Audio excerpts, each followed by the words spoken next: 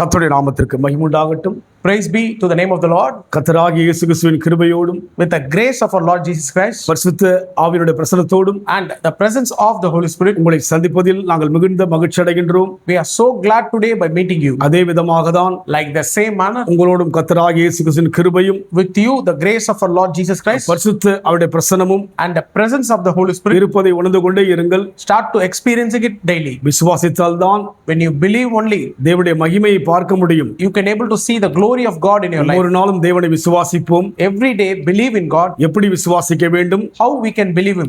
நம்மோடு இருக்கிறார், He is with us. என்னோடு இருக்கிறார் என்று விசுவாசிக்க வேண்டும். Start to say God is with us. நிச்சயமாய் அந்த அனுபவத்தில் போகும்போது Surely when we walk in that experience, அவரை நம் வாழ்க்கையில் உணர முடியும். we can able to see Him. அநேக பாதையிலே நாம் புரிந்து கொள்ள முடியும். In all our ways we can able to see His presence. நேற்று நாம் தியானித்த வண்ணமாக As we meditated yesterday, தேவன் செய்ய நினைத்து தடைபடாது என்று பார்க்கிறோம். whatever God has think in mind, it will come to pass.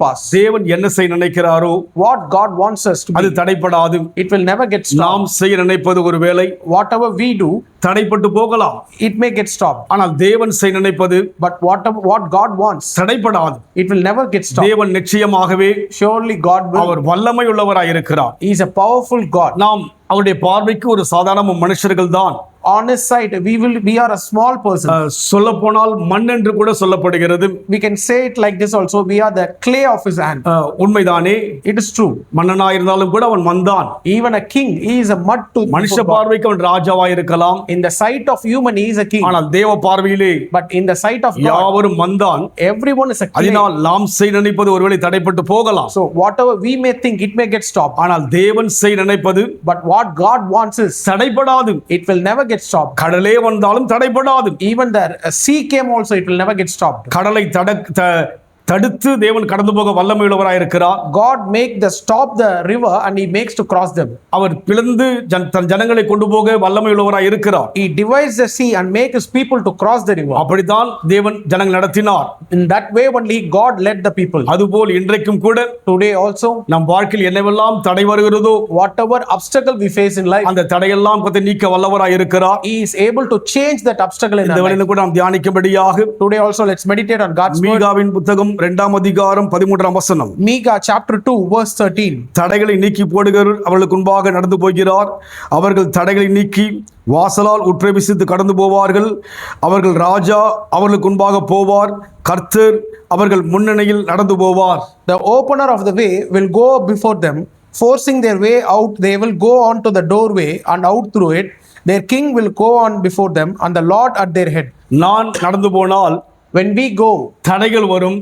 obstacles may come. தடைகளை கண்டு நான் தடுமாறுவேன். When we see the obstacle, we get confused. என் ஞானத்தால் நடந்து போனால் When we think about our wisdom, தடைகள் வரும்.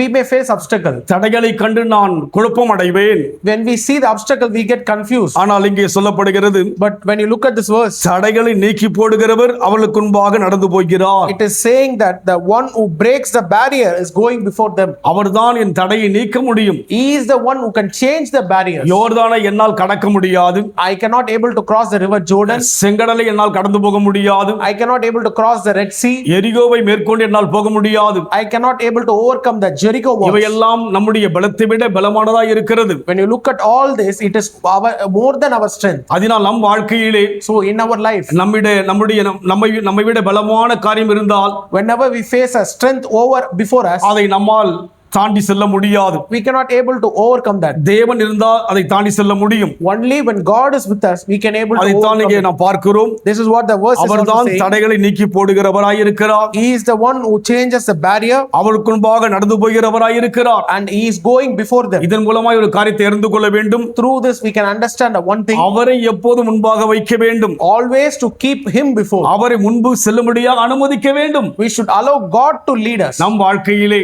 In our life, அது குறைவாகத்தான் இருக்கிறது. it is very lacking. நாமே முன் செல்ல யோசிக்கின்றோம். We are thinking like going நம் before. திறமையின் மூலமாக முன் செல்ல வாஞ்சிக்கின்றோம். We are thinking through our talents we can go நம்முடைய before. எல்லா விதமான நம்முடைய நன்மைகள் மூலமாய் முன் செல்ல யோசிக்கின்றோம். We are thinking about to do good in all we have. இஸ்ரவேல் மக்களால் கடலை கடந்து போகவே முடியாது. The people of Israel cannot cross the sea. அந்த கடலை கண்டு மோசேயை கண்டு அவர்கள் முறுமுறுத்தார்கள். When they look at the sea, they were murmured against Moses. ஏனால் முடியாது. They can't able to do ஆனால் it. தேவன் முன்பாக போனபடினால்தான் But when God go before them. அவர்கள் கடலை கடந்து போனார்கள். They crossed the sea. அதே வண்ணமாக தான் யோர்தானும், Like the same manner with the river Jordan. அதே வண்ணமாக தான் ஜெரிகோவும், Like the same manner with the wall of Jericho. அதே வண்ணமாக தான் பல ராஜாக்கள் எல்லாம் அவர்கள் மேற்கொண்டு கடந்து போனார்கள். In the same manner they overcame every big king. அந்த வனாந்தர வழியிலே அவளை குறித்து பார்க்கும்போது On the way of wilderness, பரதேசிகளான ஒரு மக்களாய் இருக்கிறார்கள். they were refugeless people. அவர்களுடைய வாழ்க்கை ஒரு கேள்விக்குறியாகவே இருக்கிறது. They have a question mark of next what to do. ஒரு ரகசியம் அங்கே இருந்தது.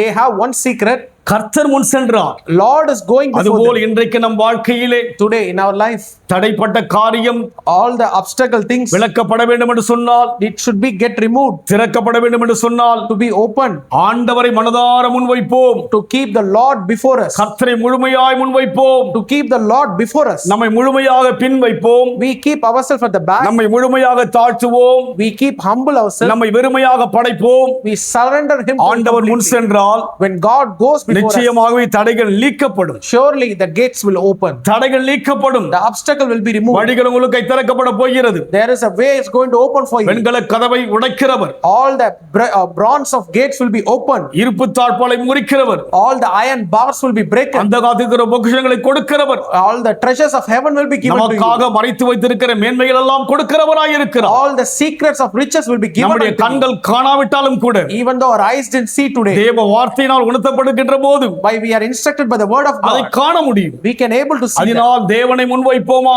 We keep God before us. கர்த்தரை மனதார முன்வைப்போம். Keep the Lord before us.